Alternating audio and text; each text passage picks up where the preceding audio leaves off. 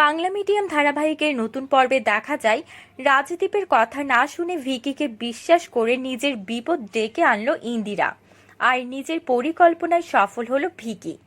ইন্দিরার মন জয় করতে এই মুহূর্তে ইন্দিরার সকল কাজে সহযোগিতা করে চলেছে ভিকি। যদিও মা আর সোহানাদিকে ভিকি আগেই জানিয়ে দিয়েছে যে সে এখন থেকে বাংলা মিডিয়ামের পাশে থাকবে, তাই বলে তোমরা কিন্তু আমার সিদ্ধান্তের বিরোধিতা করবে।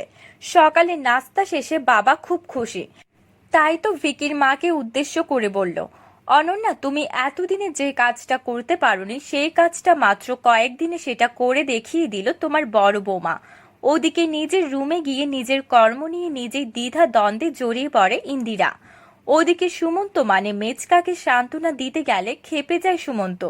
মেচকা ঘৃণা নিয়ে বলে, আমি যা করি সব তোদের ভালোর জন্য করেছি, আর সেই তুই কিনা ওই মেয়েটাকে ঘরে তুলে আনলি।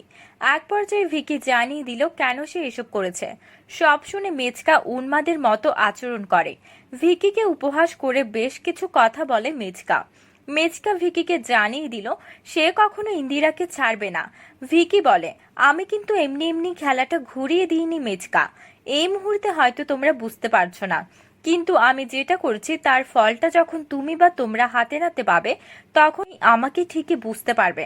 ওদিকে রাজদীপের সাথে দেখা করে সবকিছু জানিয়ে দিল ইন্দিরা। ভিকি সম্পর্কে ইন্দিরার একটা কথার জবাবে রেগে গিয়ে রাজদীপ জানিয়ে দিল, আপনি ওদেরকে বিশ্বাস করলেই ভুল করবেন। ওরা আসলে ভালো হবার নয়। আপনি সরল সোজা মানুষ বলে ওদের ফাঁদে আটকে গেছেন।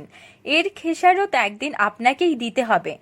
এই কথা বলে রাগ করে চলে যায় রাজদীপ। ইন্দিরা মনে মনে ভাবে এখন তাহলে কি করবে সে। তবে কি রাজদীপের কথা শুনে সতর্ক হয়ে গিয়ে ইন্দিরা ভিকিকে নিয়ে ভালো ভালো কাজগুলো করানোর পাশাপাশি সজাগ দৃষ্টি রেখে পথ চলতে পারবে, নাকি ভিকিকে বিশ্বাস করে নিজের বিপদ ডেকে আনবে ইন্দিরা? বন্ধুরা, তোমাদের কি মনে হয়? এক্ষুনি একটা লাইক দিয়ে এবং কমেন্ট করে জানিয়ে দাও তোমাদের মতামত। ধন্যবাদ।